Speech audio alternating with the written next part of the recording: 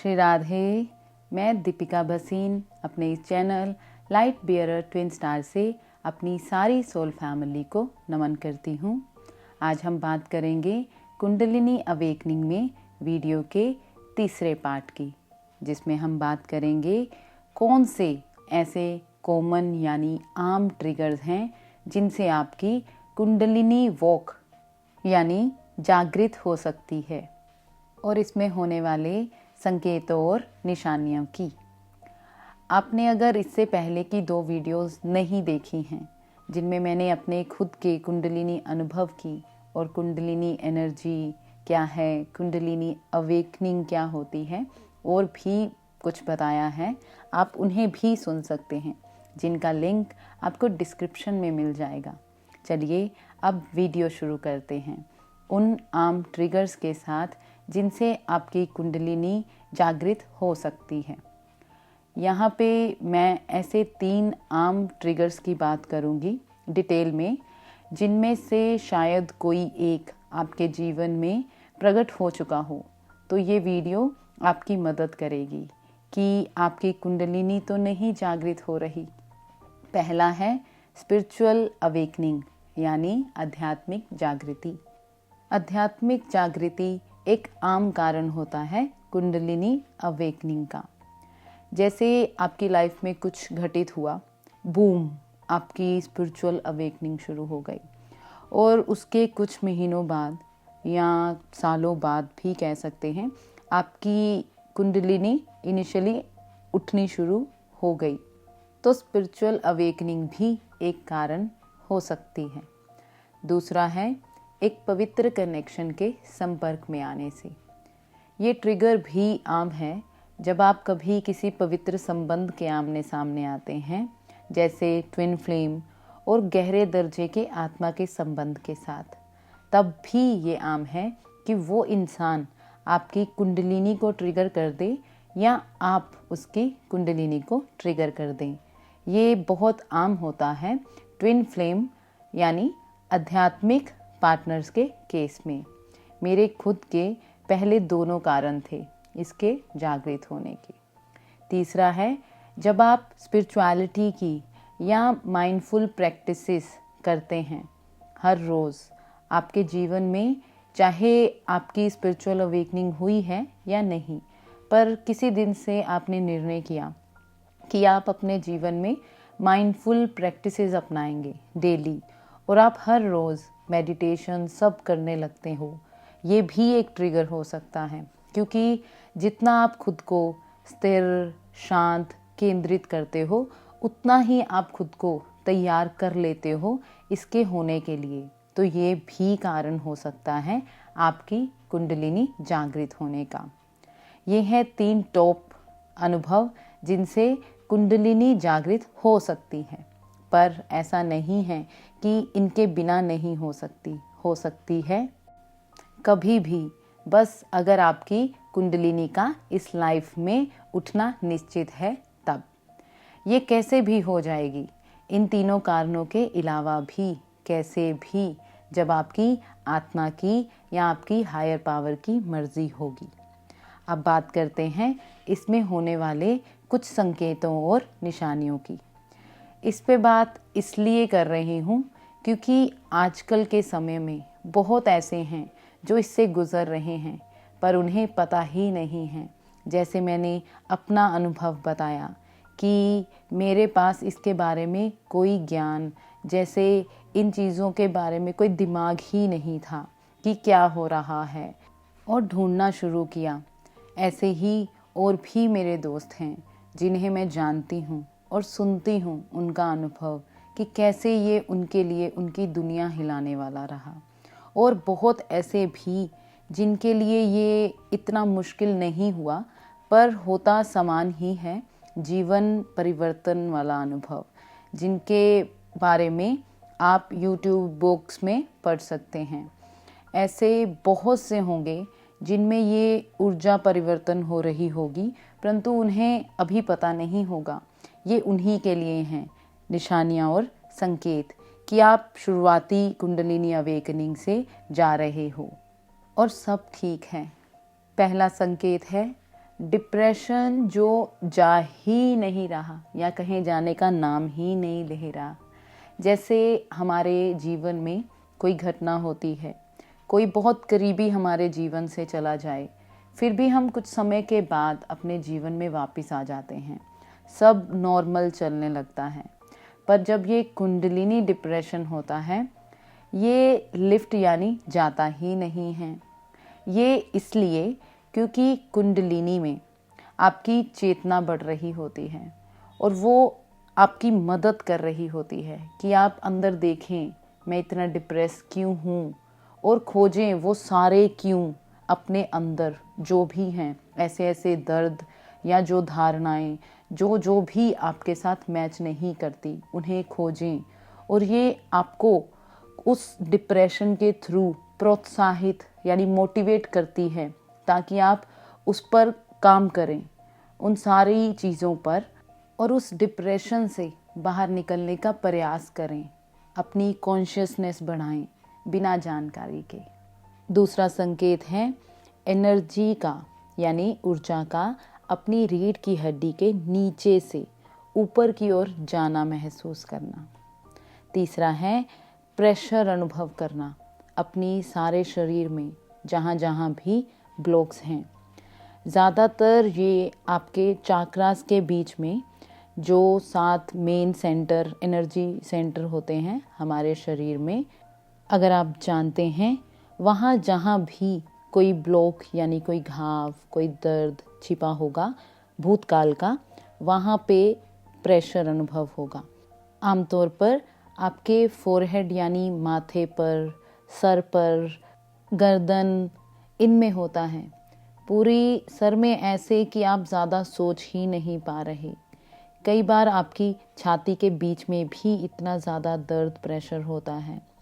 ये ऐसे जैसे किसी ने आपके हार्ट में चाकू डाल दिया हो, इतना इंटेंस होता है। पर घबराइए नहीं, ये आने जाने वाला होता है और आपको कोई हार्ट अटैक नहीं आ रहा। ये तब होता है जब आप खुद को एक्सप्रेस करने में मुश्किल पाते हो। चौथा है आप में एक सच्चा लगाव पैदा हो जाता है आध्यात्मिक विषयों पर, आप उन्हें खोजने लगते हो। ये कोई भी हो सकते हैं, जैसे आपने गूगल खोला, कुछ जीवन से ज़्यादा का कुछ भी पढ़ा आपने, जैसे हमारे आसपास भी जीवन है जिसे हम देख नहीं सकते कुछ भी। मैं अपना बताऊं, मैं उस वक्त बहुत ज़्यादा आध्यात्मिक किताबें कहूँ अपने ठाकुर जी को लेकर, मद्भागवतम पुराण, रामायण, ये सब पढ़ने लग गई थी। इतना ज़्यादा कथाओं में जाने लगी थी, बहुत क्वेश्चंस आते थे, उन्हें खोजती थी। फिर ये एंजल्स जो हमारे आसपास होते हैं हमारी मदद के लिए, उनके बारे में, ये प्लैनेट के बारे में, ऐसे आप खोजना शुरू हो जाते हो। मेरे एक दोस्त का बताऊं, वो मरने के बाद क्या होता है, ऐसे विषयों पर उसका लगाव बढ़ गया था। वो इन चीज़ों को खोजने लग गया था। क्वांटम फील्ड जो एक यूनिवर्सल ब्रह्मांड है, उसके बारे में खोजने लग गया था। ऐसे ही आपका कुछ सच्चा लगाव पैदा हो जाता है। पांचवा है आप में एक असंतुष्टि जीवन को लेकर बहुत बढ़ने लगती है। ये किसी भी एक या ज़्यादा चीज़ों को लेकर हो सकती है। आपके घर, आपके व्यवसाय को, आपके रिश्तों को लेकर, चाहे कोई भी आपके पड़ोसी हों, आपकी वाइफ हो, हस्बैंड हो, पेरेंट्स हो, कोई दोस्त हो, कोई भी, ये सब इसलिए क्योंकि वो सब आपकी जो नई बढ़ रही चेतना होती है उसके साथ मेल नहीं कर रहे होते। ज़्यादातर ये करियर, व्यवसाय को लेकर होती है। जहाँ आप सालों से काम कर रहे होते हो, कुछ ही समय में आप उस काम में असंतुष्ट महसूस करने लगते हो। आपके रिश्तों में कई बार असंतुष्टि आने लगती है। अपना बताऊं, व्यवसाय और खुद के साथ तो थी ही असंतुष्टि, पर साथ में उस वक्त मेरी एक बहुत करीबी दोस्त जो ऐसे व्यवहार करने लग गई थी कि मेरे जीवन का सब जानते हुए भी जैसे आप जिए या मरें कोई फ़र्क ही नहीं पड़ता। आसान शब्दों में कहूँ तो वो वक्त आपकी जो भी अनहेल्दी अटैचमेंट्स या कहें कि जो भी मोह आपके लिए अच्छा नहीं है आपके जीवन के लिए, उसे निकाल रहे होते हैं आपके जीवन से। घबराए नहीं, ये वक्त आपको और मजबूत करने के लिए होता है, सेल्फ सक्षम करने के लिए होता है। आज कहूँ उस मेरी दोस्त के साथ सब बहुत अच्छा है, पर वो पहले वाला ऑब्सेशन, लगाव या कहीं मोह नहीं है, पर बस है तो प्यार और आभार।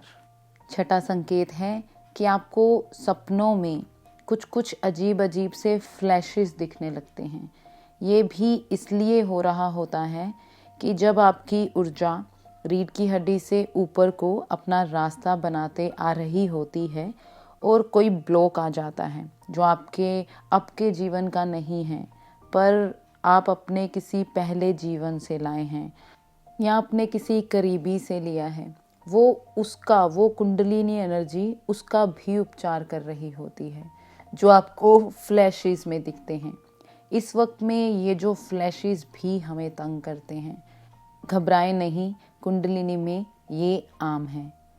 एक और ऐड करूँगी यहाँ, हो सकता है आपको आँख का विजन भी दिखे, वो भी मुझे कभी कभी दिखता था जो मैं ऐड करना भूल गई यहाँ पहले। सातवां संकेत है मरने के विचार। इस वक्त में आप में मरने के विचार बहुत आम हैं। ये इसलिए कि इस ऊर्जा के चेंज होने में आपका जो अहम होता है कि आप ये हैं, आप वो हैं, वो सब टूट रहा होता है और वो आपका अहम आपको कह रहा होता है तुम मर रहे हो, शायद आज ही। असल में वो मरना तो होता है, पर आपके पुराने जीवन का, और कुंडलिनी बहुत तेज़ी से आपके जीवन में परिवर्तन ला देती है। अगर आपको ऐसे विचार आ रहे हैं, उन्हें बस सुने और जाने दें, उन्हें खुद पर कंट्रोल ना करने दें और ज़्यादा डर में ना जाएं। ये आम है कुंडलिनी अवेकनिंग में। आठवां संकेत है आधी रात में उठना। क्योंकि ये ऊर्जा इतनी फायरी, हाईली चार्ज्ड, जैसे अत्यधिक वोल्टेज हो बिजली का, तो सोना मुश्किल होता है। मेरी जब ये हुई थी, मुझे तो 9 दिन कॉन्टिन्यूज़ में 1 मिनट भी नींद नहीं आई थी। उसके बाद भी आती थी, पर बीच बीच में उठती रहती थी। शरीर में हीट, तपन और वाइब्रेशंस अनुभव होती थी, जिसकी वजह से नींद नहीं आती थी। बहुत बार ऐसे भी होता है, आप उठ रहे हो और आप अपनी घड़ी पर देखो, रिपीटिंग में 333 AM हो रहे हैं या 444 AM हो रहे हैं, ऐसा भी होता है। 9वां संकेत है आप नाजुक हो जाते हो। इस समय में आपके 5 सेंसेस में बदलाव आ रहा होता है और 6 सेंसेस भी स्ट्रॉन्ग हो रही होती हैं, जिसकी वजह से आप बहुत नाजुक हो जाते हो कुछ चीज़ों को लेकर। जैसे लाइट्स आपको तंग करने लगती हैं, आवाज़ साउंड आपको तंग करने लगता है, भीड़ आपको तंग करने लगती है। मेरे इस टाइम में बताऊं तो मेरी आइज़ का चश्मा उतर गया था। एक दिन मुझे याद है, मैं अपनी मम्मी के साथ स्कूटी पे जा रही थी, तो मैंने कहा मुझे डबल लाइट्स दिखाई दे रही हैं, मम्मी क्या आपको भी दे रही हैं? तो उन्होंने कहा नहीं। तब मैंने अपना चश्मा उतारा तो मुझे सब ठीक दिख रहा था। उसके बाद से मैंने आज तक चश्मा नहीं पहना है। और जहाँ पहले मुझे गाने, मूवीज़ कम आवाज़ पर सुने ही नहीं जाते थे, तब मुझे वो आवाज़, साउंड भी तंग करने लग गया था, और भी बहुत कुछ। इन शॉर्ट, आपके 5 सेंसेस और 6 सेंस भी स्ट्रॉन्ग होने लग जाते हैं। 10वां संकेत है ऊर्जा का बढ़ना, अपने अंदर महसूस करना। आपको अपने शरीर में इलेक्ट्रिसिटी जैसे, यानी बिजली जैसा करंट महसूस होता है। जैसे आप में कोई 1000 वोल्टेज का करंट आया और आपका नर्व सिस्टम पूरा फट गया और आप कहीं और ही चले गए। फिर कुछ समय बाद आप बिल्कुल ठीक वापस पाते हैं खुद को। मेरे साथ ये अनुभव भी बहुत होता है। ये कुछ के साथ नहीं भी होता, कुछ को सिर्फ गर्माहट और वाइब्रेशंस ही अनुभव होती हैं। ये सब कुंडलिनी और ऊर्जा वृद्धि की वजह से हो रहा होता है। सब ठीक है, आप पागल नहीं हो रहे, कोई चिंता की बात नहीं है। 11वां संकेत है, आपकी जीवन शैली में चेंज होना शुरू हो जाता है। जैसे मैं अपना कहूँ, पहले मैं बहुत इनडिसिप्लिन यानी कोई अनुशासन नहीं था जीवन में। इसके बाद मेरे कामों को लेकर मैं बहुत डिसिप्लिन होना शुरू हो गई थी। सुबह एक्सरसाइज करना, उठ के ब्रीदिंग एक्सरसाइज करना, मेरे खाने में परिवर्तन आने लग गया था। पहले जहाँ ग्रीन वेजेस में घिया, पेठा, साग कम पसंद था, अब सब पसंद आने लग गया था। कच्ची सब्जियाँ, फ्रूट्स बहुत पसंद आने लग गए थे, जो आज की डेट में मैं बहुत खाती हूँ। और गन्ने का रस जो मैं बिल्कुल ही नहीं पीती थी, अब मैं 2-2, 3-3 गिलास भी उस वक्त में पी जाती थी। मैं पानी बहुत पीने लग गई थी। मेरा टीवी बिल्कुल छूट गया था। मैं जहाँ पहले बहुत टीवी, थिएटर बहुत जाती थी, वो सब छूट गया था इंटरेस्ट।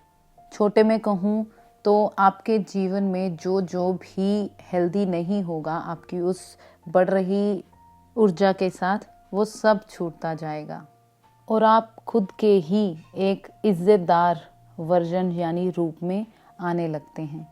सो आगे बढ़ते रहें, बदलाव को अपनाते रहें।